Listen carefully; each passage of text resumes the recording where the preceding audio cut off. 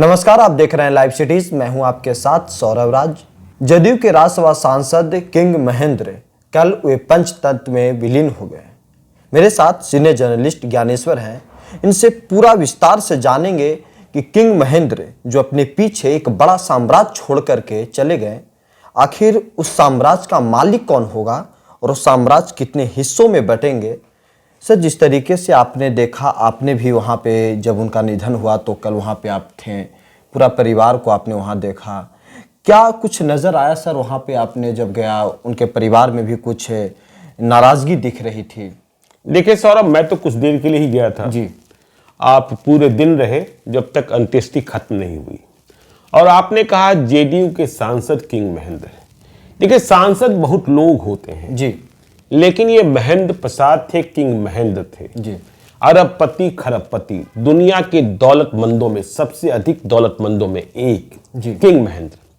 और आपको पता है कि किंग महेंद्र का सफरनामा जहानाबाद के एक छोटे से गांव से शुरू हुआ था।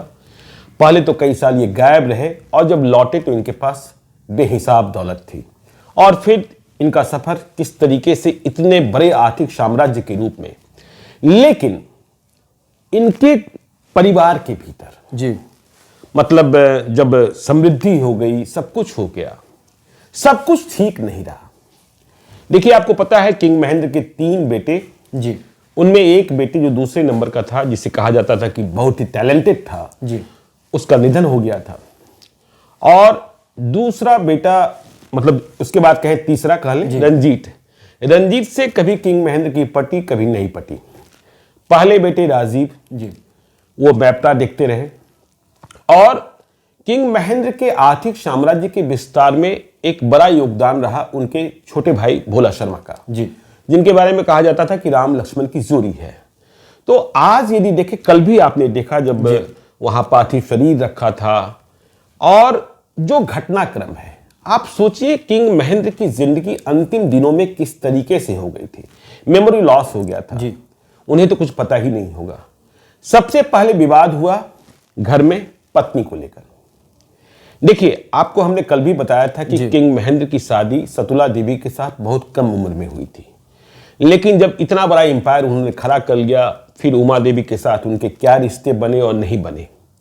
यह सही है कि देखिए, सामाजिक और कानूनी दृष्टिकोण से सतुला देवी ही जी किंग महेंद्र की पत्नी है। लेकिन यदि जिंदगी के पिछले कुछ वर्षों को देखें तो किंग महेंद्र ने उमा देवी को जी, जो उनके घर ट्यूटर के रूप में आई थी, उन्हें ही अपनी पत्नी माना और पत्नी का दर्जा दिया।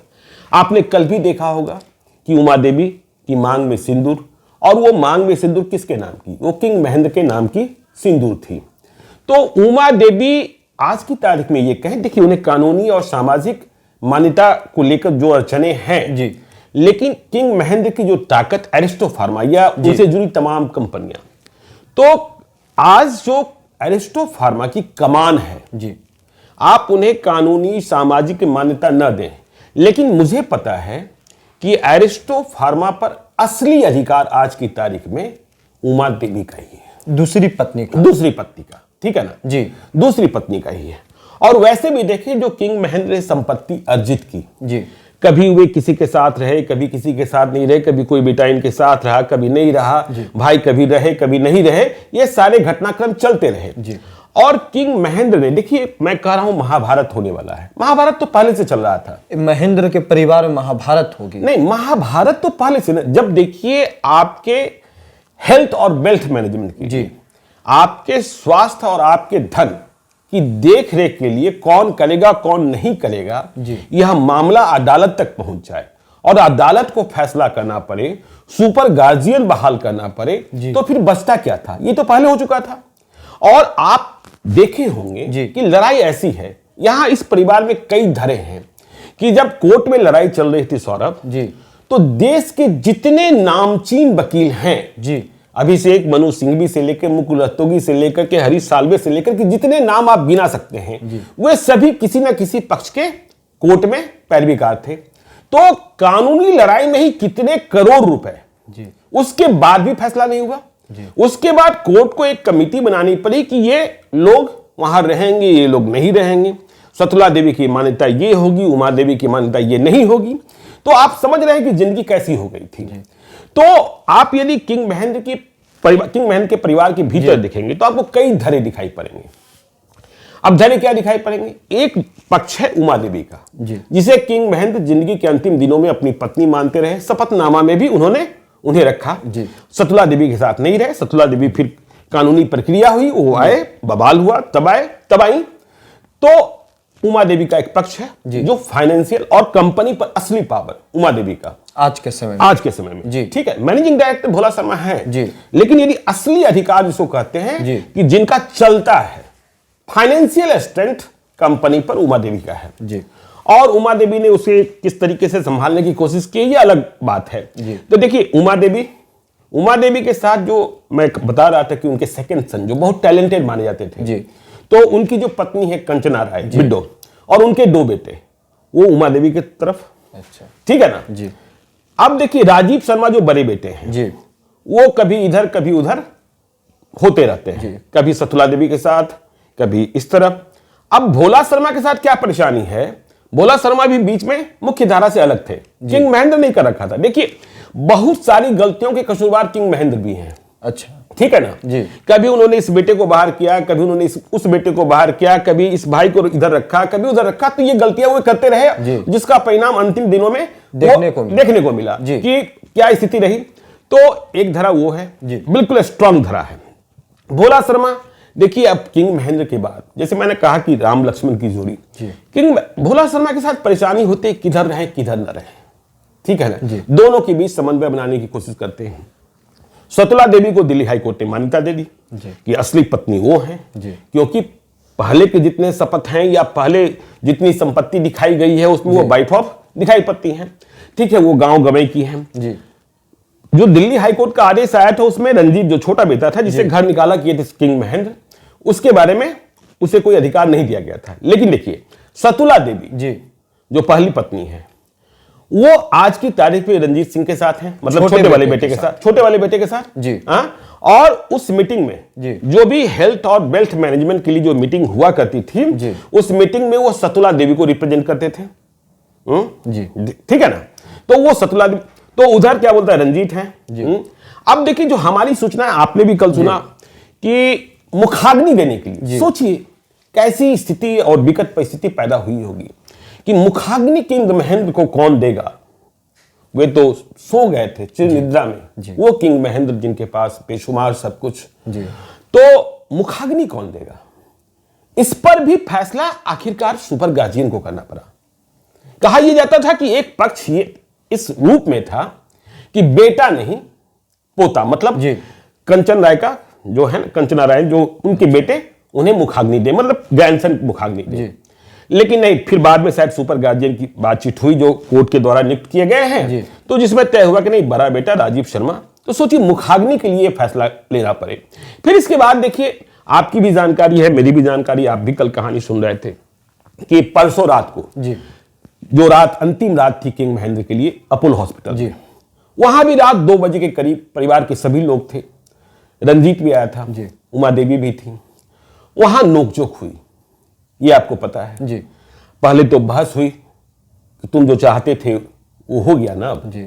इसके बाद कहा जाता है कि रंजीत के बेटों के बीच में और कंचना राय के बेटों के बीच में लड़ाई हुई जिसमें हॉस्पिटल में ही। अब सोचिए, पिता बिल्कुल अंतिम सांस गिन रहे हैं और बाहर लड़ाई हो रही थी। और उस किंग महेंद्र के लिए 4,000 करोड़ का मालिक, 4,000 करोड़ छोड़िए, फार्मास्यूटिकल इंडस्ट्री, मतलब भारत में ऐसे कितने लाख लोग होंगे जिनकी जान किंग महेंद्र की कंपनी की दवाओं ने बचाई होगी।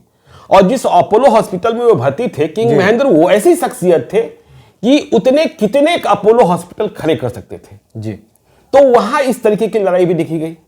तो ये तो आप समझ रहे हैं कितनी शर्मनाक स्थिति है। यह भी खबर थी कि आज कोई सीए के साथ या कुछ और भी जो कमेटी है उसको लेकर बैठक होने वाली थी। अब सतुला देवी का जो को रिप्रेजेंट कर रहे हैं रंजीत सिन्हा, मतलब रंजीत शर्मा, छोटे वाले बेटे। हाँ, तो ये जो फाइनेंशियल लड़ाई है, जो अरबों खरबों की संपत्ति है। और देखिए अब वहां क्या होगा, जैसा मैंने आपको बताया था कि भाई स्टेट बैंक ऑफ इंडिया के पार्लियामेंट स्ट्रीट शाखा में ही 1,000 करोड़ रुपए से ज्यादा जमा है। हमने आपको नॉमिनी बना दिया, अपनी संपत्ति का, जी ठीक है ना। आपको नॉमिनी बना दिया हमने होशो हवास में, हमारे बच्चे भी कुछ नहीं कर सकते क्योंकि इस कमाई हुई संपत्ति सेविंग्स मेरी है, ठीक है ना जी।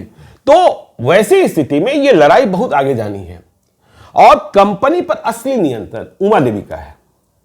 जब किंग महेंद्र बीमार रहने लगे तो उन्होंने उमा देवी को सारा कुछ समझाया भी। मैनेजिंग डायरेक्टर, देखिए बाद में भोला शर्मा ने टेक ओवर किया। जब क्राइसिस आया, जब बहुत बवाल हो रहा था, सड़कों पर बवाल हो रहा था, भोला शर्मा करके संभाले। हाँ, सड़कों पर जब बवाल हो रहा था तो भोला शर्मा ने नियंत्रण की कोशिश की। अब देखिए ये किंग महेंद्र के मैं जब किस्सों को याद करता हूं जी, किंग महेंद्र के बहुत सारे किस्से हैं। आपको एक किस्सा सुनाता हूं। जब किंग महेंद्र बिल्कुल फॉर्म में थे, होशोहवास में थे जी, और तब 2000 रुपए के नोट नहीं आए थे और पुराने वाले 500 रुपए नोट भी बंद नहीं हुए थे।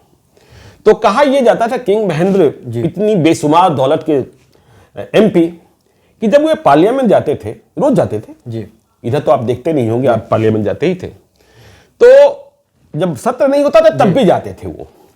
तो जो उनका खजांची था रोज सुबह 5 लाख रुपए इन्हें दे देता था, जिसका कोई हिसाब नहीं होता था।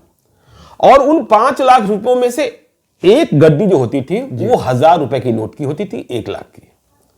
और दूसरी जेब में 500 रुपए की 2 गड्डियां होती थी, मतलब 2 लाख रुपए। एक जेब में कुर्ता पहनते थे, एक जेब में 1000 की गड्डी और दूसरी जेब में 500 वाली दोनों गड्डी। हाँ, और जब वे पार्लियामेंट के कक्ष में जाते थे जहां सब सारे सांसद बैठते हैं, तो उन्हें पैर छूने वाले इतने कर्मचारी होते थे लोकसभा और राज्यसभा के कर्मचारी। हाँ, तो जो पहले पैर छुआ वो 1000 रुपए का नोट पाता था, वो गड्डी से 1000 रुपया, चूंकि खजांची 5 लाख रुपया देता था, उसका कोई हिसाब नहीं ले आता था, तो 1000 देते चले गए। अब 1000 का नोट खत्म हो गया तो 2 गड्डी बची है 500 रुपए की नोट, तो उससे वो देते चले जाते थे। तो किंग महेंद्र उस शख्सियत के आदमी थे। और किंग महेंद्र ने देखिए एक बात, बिहार में उन्होंने फैक्ट्री भले नहीं लगाई, लेकिन एक बात तो यह है, और आपके लिए तो और भी ज्यादा, क्योंकि आप जहानाबाद से आते हैं, जहानाबाद गया से आते हैं, जहानाबाद गया के कम से कम 10,000 लोग, यदि 10,000 परिवार को उन्होंने नौकरी दी तो 10,000 परिवार मल्टीप्लाई करते करते कहां कहां चला गया। पर गुजरात में भी आपको दिखाई पड़ेगा, फार्मा इंडस्ट्री में, आपको अंडमान निकोबार में भी दिखाई पड़ेगा, आपको पांडिचेरी में भी दिखाई पड़ेगा। तो ये किंग महेंद्र की ये, लेकिन अब उनकी मौत के बाद ये महाभारत देखिए, आपने कल देखा ही कि गेट बंद रखना पड़ा। रंजीत शर्मा सबसे अंतिम में आए, उसके बाद तुरंत निकला, सब यात्रा निकल गई, तुरंत सब यात्रा निकल गई। तो इसलिए कोई बहुत ज्यादा लोगों का जुटान नहीं हुआ, लोग चाहते भी नहीं थे। लेकिन किंग महेंद्र ने दिल्ली में ही इतने लोगों की मदद की होगी। मैंने आपको बताया ना कि पार्लियामेंट के कर्मचारी लाइन लगा करके वो पहुंचते थे। तो महाभारत अभी बहुत होना है, लेकिन अंतिम समय में गेट बंद करना पड़ा। गेट बंद करना, आप समझ लीजिए कि अंतिम दर्शन के लिए आने वाले लोगों के लिए भी गेट बंद करना पड़ा, क्योंकि वहां कोई उपद्रव न हो जाए। तो ऐसी स्थिति परिस्थिति में आप समझ सकते हैं कि क्या क्या हो सकता है, नहीं हो सकता है। और दौलत की लड़ाई जानते हैं सबसे गंदी लड़ाई है। तो अभी क्या क्या होगा इस परिवार में कहना बड़ा मुश्किल है, क्योंकि रंजीत शर्मा छोटे बेटे के साथ सतुला देवी हैं, पहली वाली पत्नी। हाँ, पहली वाली पत्नी। उधर कंपनी पर फाइनेंशियल नियंत्रण उमा देवी का, एडमिनिस्ट्रेटिव नियंत्रण आज अरिस्टो में वही होगा जो उमा देवी चाहेंगी, ठीक है ना। ये नियंत्रण वो कर चुकी हैं। भोला शर्मा मैनेजिंग डायरेक्टर हैं, वो इस कोशिश में लगे रहते हैं कि किसी तरीके से इस समस्या का निपटारा बैलेंस करते। अब राजीव शर्मा है बड़े बेटे, वे भी संपत्ति के हिस्सेदार हैं, कोर्ट ने उन्हें मान रखा है, सतुला देवी को भी देना है, भोला शर्मा। तो ये भोला शर्मा का असली, अभी देखिए एक और विवाद होना है।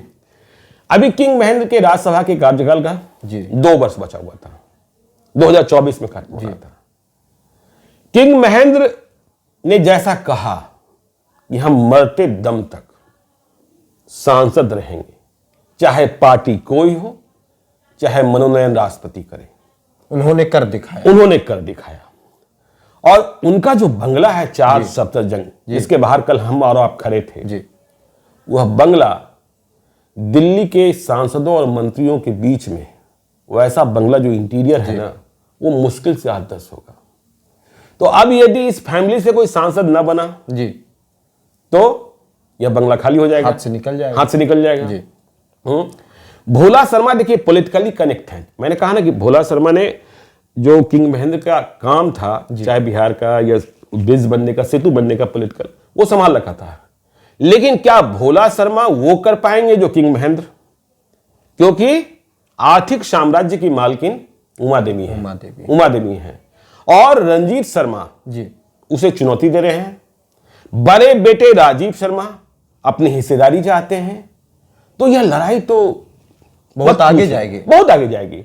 तो इस लड़ाई पर हमें और आपको बने रहना होगा कि क्या होता है। देखना यह होगा कोर्ट किसके तरफ झुकती है। निर्णय सुपर गार्जियन, सोचिए ना, सुपर गार्जियन नियुक्त करना पड़ा। तो एक कोर्ट का निर्णय अंतिम निर्णय होगा और देखना यह होगा कि आखिर किंग महेंद्र के साम्राज्य का उत्तराधिकारी कौन होता है। दौलत की लड़ाई में कोर्ट के निर्देश को भी लोग भूल जाते हैं। बिहार से हैं, अब जहानाबाद से, देखते हैं क्या क्या होता है। कुछ भी हो सकता है, कुछ भी हो सकता है, कुछ भी हो सकती है। और उनके 3 बेटे हैं और तीनों का नहीं, 3 बेटे, 2 ही बेटे जिंदा हैं, लेकिन एक का पत्नी है भी, हाई की पत्नी है, उनके 2 बच्चे। तीनों के बीच में क्या कुछ होता है देखना दिलचस्प होगा। अभी तक यूट्यूब चैनल पे लाइव सिटीज को सब्सक्राइब नहीं किया, सब्सक्राइब कर लीजिए। फेसबुक पे भी फॉलो कीजिए और ट्विटर पे भी हमारे साथ जुड़ सकते हैं। धन्यवाद।